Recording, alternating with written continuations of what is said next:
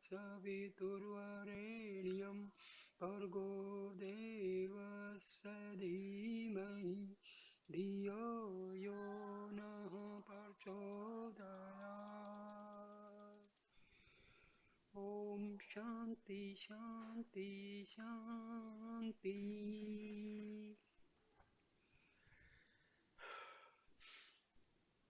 Om Sai Ram, brothers and sisters. I am giving this video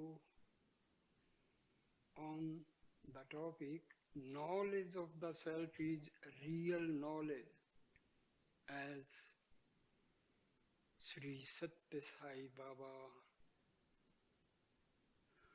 declared this in his Divine Discourse 7th September 1996 in Prasanthi Nilayam. When the branches of a tree rub against each other, incessantly fire is produced. When you churn curd continuously, butter comes out of it. Similarly, continuous inquiry will lead to the realization of reality. Listen to this, O valiant sons of Bharat. So this is the translation of a Telugu poem. Practice is necessary to perform many tasks in this world. Human effort is required for anything. Practice is required even for walking, talking, eating, writing, and reading. Likewise, proper effort is required if you want to attain divinity. Fundamental principle of divinity is one. If the food served in the plate has to reach your stomach, don't you have to put your hand and mouth to work? On the other hand, if you go on repeating the names of the food items served in the plate even for 100 times, your hunger will not be satiated. Similarly, mere mechanical repetition of the divine names Rama, Krishna, Govinda is not enough unless you express your devotion to the Lord in the form of service. Any work that you do with the intention of serving others becomes God's work. But people today want to have everything easily without putting any effort. Divinity is immanent in every being just as is oil in the sesame seeds, fragrance in flowers, juice in fruits, and fire in wood. Only with proper effort can you get butter out of milk, oil out of seeds, juice out of fruits, and fire out of woods. Similarly, due effort is required to experience divinity which is immanent in every person. But in the present circumstances, students and youth have forgotten divinity which is true and eternal. Due to their misunderstanding, they consider truth as untruth and untruth as truth and waste their time, effort, and energy. Forms may appear to be different, and you may give different names to these forms. The experiences arising out of the diversity of names and forms may also vary by the fundamental principle of divinity, which is the basis of all names and forms, is one and the same. This is the principle of non-duality, Advaita, propounded by Adi Sankara. You sow a mango seed and after some time it grows into a tree with branches and sub-branches. The tree may have thousands of leaves and flowers and hundreds of fruits.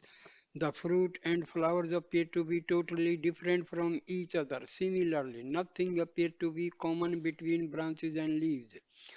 Not only that, the leaves, flowers, and fruits may be put to many different uses. You may prepare pickles out of unripe fruits. Leaves may be used to make festoons to decorate houses. The dried branches can be used as firewood, and the ripe fruits may be eaten.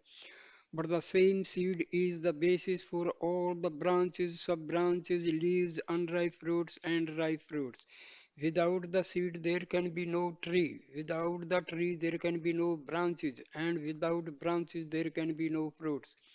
Lord Krishna declared this truth in the Bhagavad Gita when he said, I am the seed that is the origin of all living beings. Bijam man sarvaha bhutam. The principle of non-duality, Advaita, demonstrates the underlying oneness of everything. This visible world appears with varied names and forms, but when you inquire deeply, you will realize that the underlying principle of divinity is the same for all diverse forms. Knowledge is meant to attain wisdom. Yesterday I told you the story of Adi Sankara who took to renunciation, sannyasa, with the permission of his mother. After the death of his father, after acquiring the knowledge of Vedas, scriptures, shastras, epics, itihasas, and mythological texts, Puranas, he approached Govindapada, who was a disciple of Gaudapada, for initiation into the order of renunciation, sannyasa. One with steadfast faith attains wisdom. Since Sankara was endowed with great faith, Shraddha, he could master the four Vedas and six scriptures at the young age of 16 years. Age is not the criterion to learn something if one has the required faith. For everything, time is important. It is with the passage of time that a child grows into an old person. A male child becomes a boy at the age of 10, a man at the age of 30, and a grandfather at the age of 75.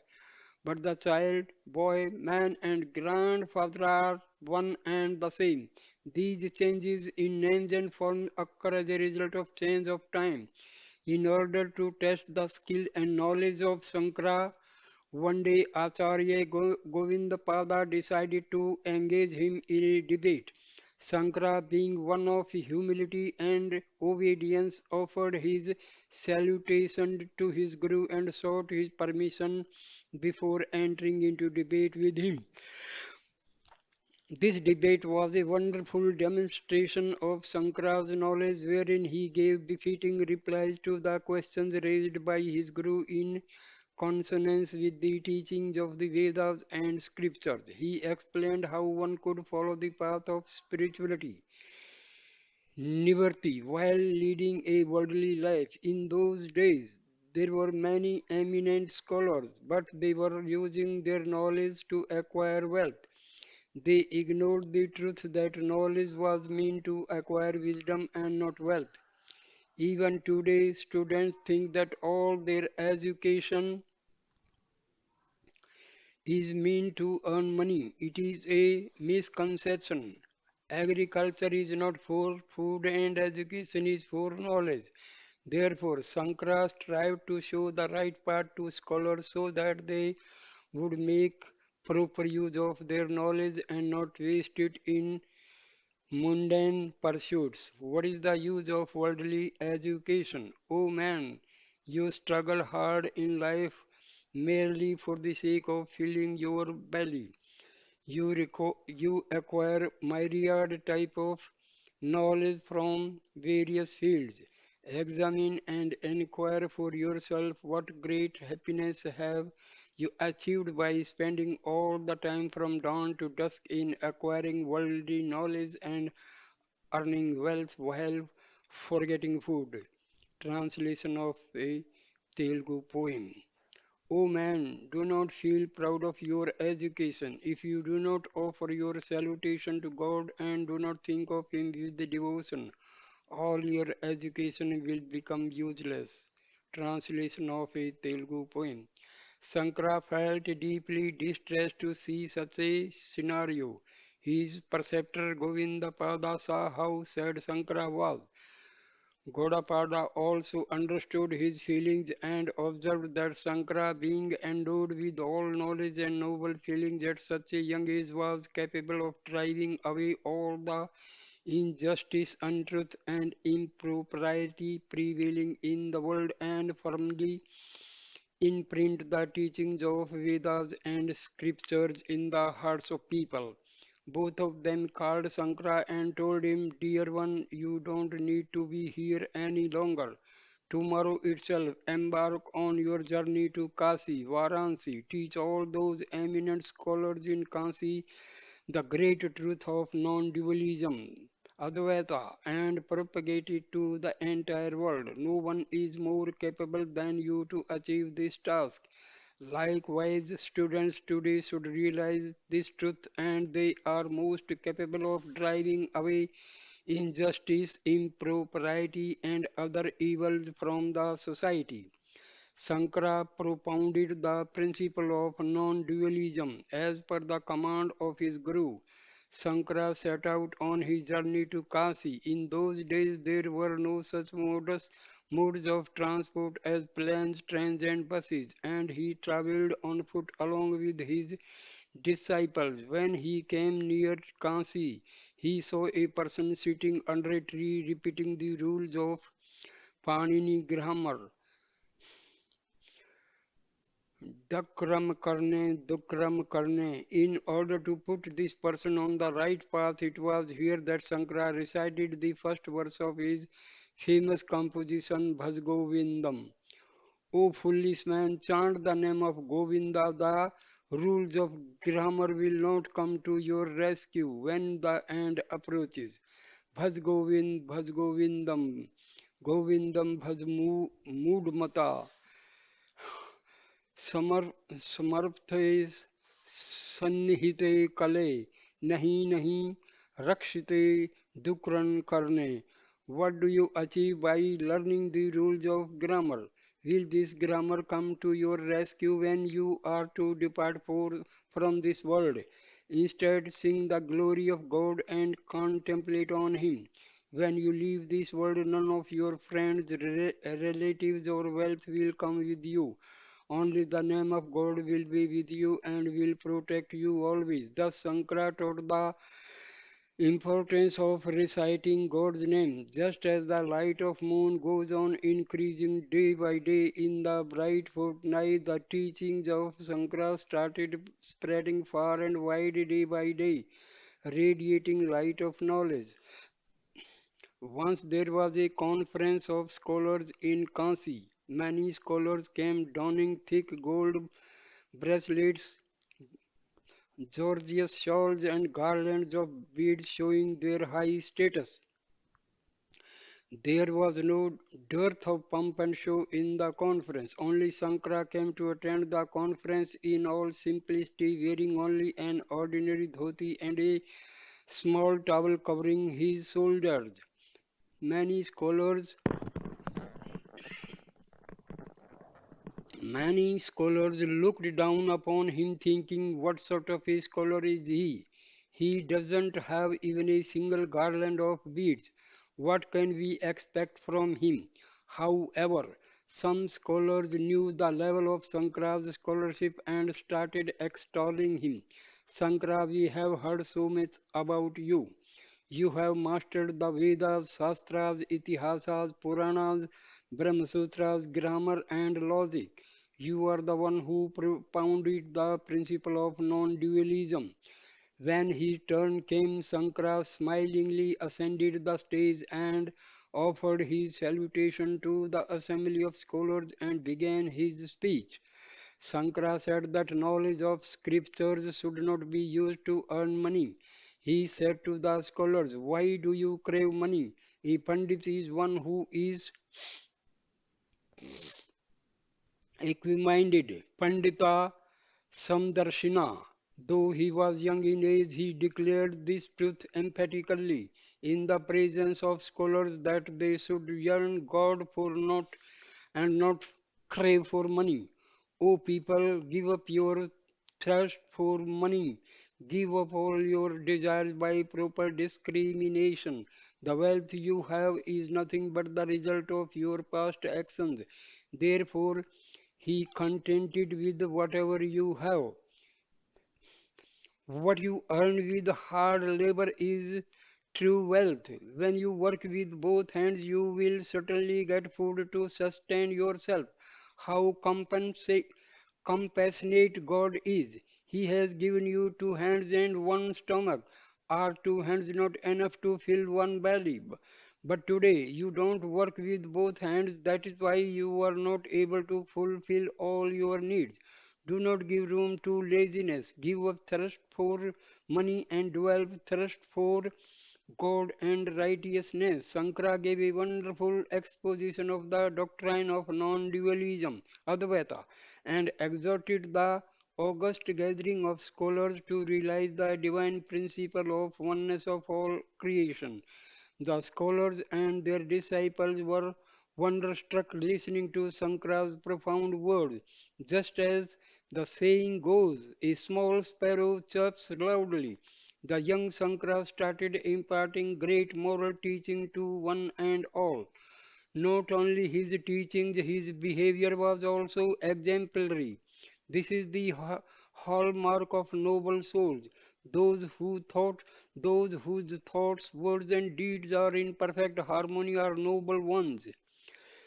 People should develop purity of thought, word, and deed. First and foremost, purity of mind is essential. When the mind is pure, the speech will be pure. Pure thoughts and pure words will lead to sacred actions. This is described as the three instruments of purity. Trikarna Suddhi, which were very much evident in Sankara. Many scholars started asking him questions. What is the principle of non-duality? It is nothing but the vision of oneness. The experience of non-dualism is wisdom. Advaita Darshanam Jnanam. What is this knowledge? Is it physical knowledge, worldly knowledge, or secular knowledge? None of these, it is the knowledge of the self. That is the fundamental knowledge. But no scholar is making efforts today to recognize this fundamental principle. Understand this truth clearly. Jewels are many, but gold is one. Likewise, the fundamental principle of the entire creation is only one, although it manifests in various names and forms. A gold ornament worn on the wrist is called a bracelet. When it adorns the ear, it is called an earring. When you wear it on your finger, it is called a ring. When it is worn around the neck, it is called a necklace. Though the names and forms of these ornaments are different, is it not the gold the same in all of them? Sankara spoke about this principle of oneness in the assembly of scholars. Why do you observe differences based on name, form, and use? Heart is the basis for everything. Therefore, follow the dictates of your heart. This is called conscience. Conscience. In this manner, Sankara propounded great truths in simple words. Jewels are many, but gold is one. Cows are many, but milk is one. Beings are many, but breath is one. Castes are many, but humanity is one. Flowers are many, but worship is one. Translation of a Telugu poem. When you inquire deeply in this manner, you will visualize the underlying unity in everything. Yesterday also I spoke about the fundamental principle of oneness. Pots are many, but clay is one. The Vice Chancellor also mentioned in in his speech. Pots have emerged from clay. There is clay in the pot, but not pot in the clay. Many people are gathered here. Their names, forms, and feelings may be different, but the same five elements are present in all of them. This principle of five element is the principle of divinity. It is present in all. You, he, and I are all embodiments of Atma. You are all the embodiments of Brahma. That's why the Upanishads have declared that thou art, and I am Brahma. Aham Brahmasmi. Who can deny this? What does Brahma signify? It signifies expansiveness. That is why there is the quality of expansiveness in humanity. Though you are here, your mind travels to Chennai, Mumbai, or Delhi. In an instant, this power of expansiveness is turned Burma. This power is latent in every person, but they are unable to develop it because of their desires and greed for wealth and power. Greed ruins people. A farmer had a small piece of land. He wanted to acquire more land so that he could be called a landlord. His friends told him, "You want to acquire vast land, but you don't have sufficient money for that. Therefore, we will give you an idea following which you can have as much land as you want." A greedy person listens to evil talk not with 2 ears but with 20 ears. People do not give ear to good talk, but are all ears for evil talk. Oh, ears, you are interested in listening to vain gossips and tales about others, but you pay least attention when the wonderful stories of the Lord are narrated. Translation of a Telugu poem. The farmer listened to the advice of his friends with great interest. They told him that in this region of Andhra Pradesh one could not get a big piece of land with a small amount. They asked him to go to the Himalayan region where he could get as much land as he desired. As per the advice of his friends, he went to meet the king of Himalayan region and asked for a huge piece of land. The king told him, "My dear, since you have come from such a far off place like Andhra Pradesh, I will certainly fulfill your wish." The king promised to give him all the land that he could walk around from sun to sunset on a single day. So, in his uncontrollable greed, he rose with the rise of the sun and, without wasting a minute for breakfast, he walked fast. Indeed, he ran very fast in order to cover as much land as he could. He never took a second's rest. He was happy that he could get a pretty vast area free when the sun was about to set. He was within a few paces of the point from where he had started. He was too exhausted to take even the few steps he needed. He fell down on the ground. He coveted so much land, breathed his last. His heart could not stand the strain of walking so fast, so long with such hurry and tension. The people gathered there told the king, alas, he breathed his last in his greed to acquire hundreds of acres of land. Now what he requires is only 6 feet of land. Acquire education to serve society. What a great misfortune the farmer met with because of his greed. Thus, the lesson is that there should be a limit to your desires. Limitless desires will lead to danger. That's why Sankara taught mankind, give up your thirst for money. But students today make preparations to go to foreign lands to earn more money as soon as they get their degrees. Students, understand this clearly. What is not here in Bharata, India, cannot be found anywhere else.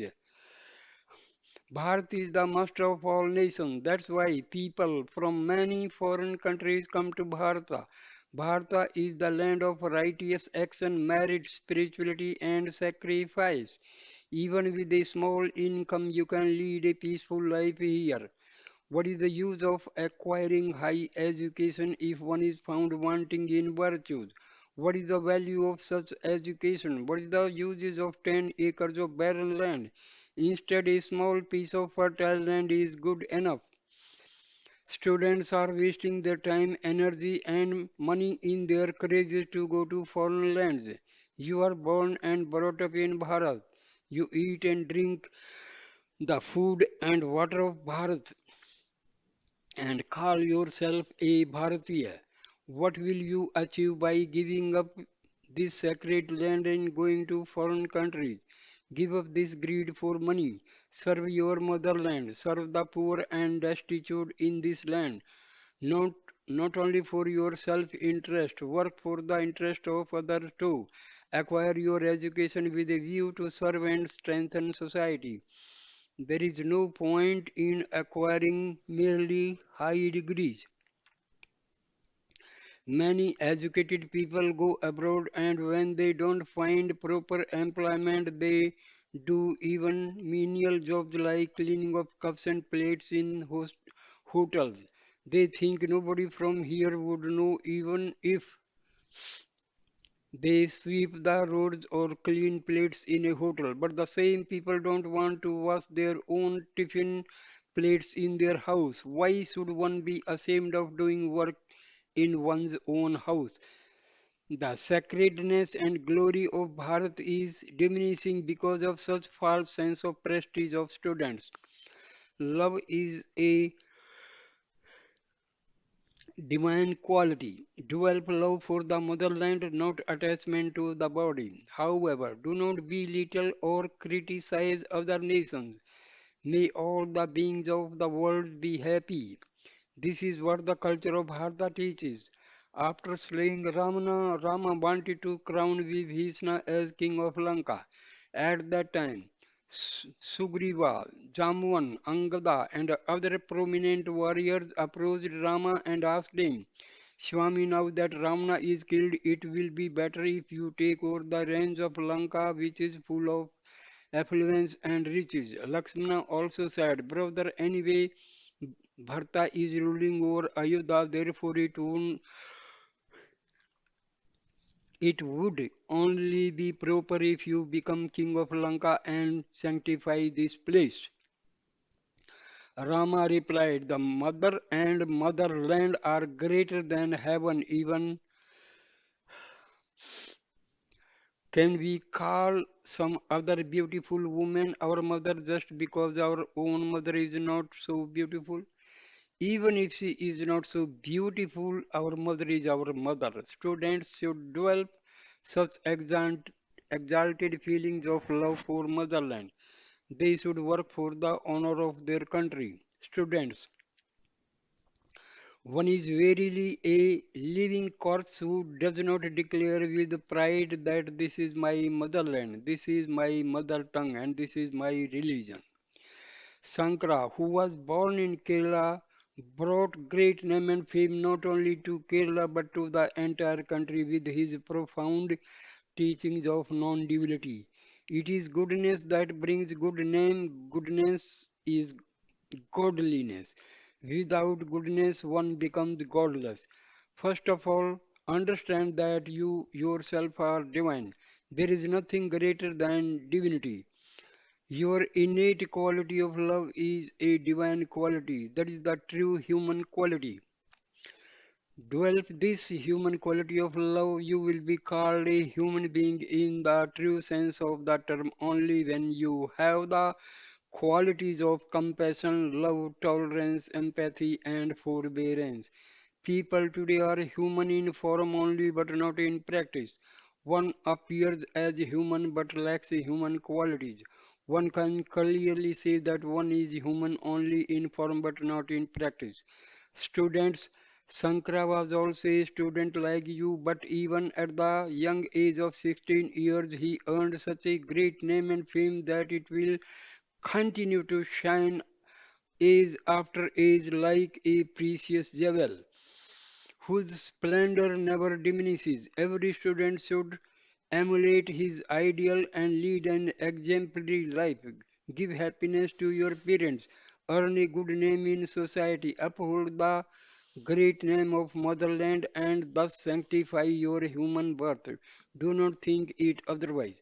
Sankara tried to develop a sense of renunciation in everyone through the composition Bhaj Govindam. Some people may say Sai Baba is teaching renunciation to students. Let people say what they want. I am not afraid. Why should one be afraid to speak the truth? Is it so easy to attain renunciation? It is not possible for everyone. There has been no transformation even in those who have been listening to my discourses for a number of years. Such being the case, can we expect a sudden change in you by merely listening to this discourse. Only the most fortunate few can develop the sense of renunciation. What great good fortune can there be other than developing the spirit of renunciation naturally? That's why I repeatedly tell you immortality is not attained through action, progeny, or wealth, but only by sacrifice. Only the spirit of sacrifice ensures your well-being. What is meant by sacrifice? If you don't exhale the air that you inhale, your lungs will get spoiled. Your stomach will be upset unless the food you eat is digested and excreted. Similarly, blood has to continuously flow in parts of the body. If it remains in one place, it develops into a boil. The same can also be said of money. The money that you earn should be spent for righteous purposes. Only those who have such a spirit of sacrifice can really be called truly fortunate. As long as you remain distant from God, you will not be able to understand the principle of divinity. As you go closer to God, all the mysteries of life will be revealed to you. Not only that, you will develop a sense of detachment without any effort. Your heart will be filled with divine feelings and your life will be sanctified. As the saying goes, the knower of Brahma becomes verily Brahma.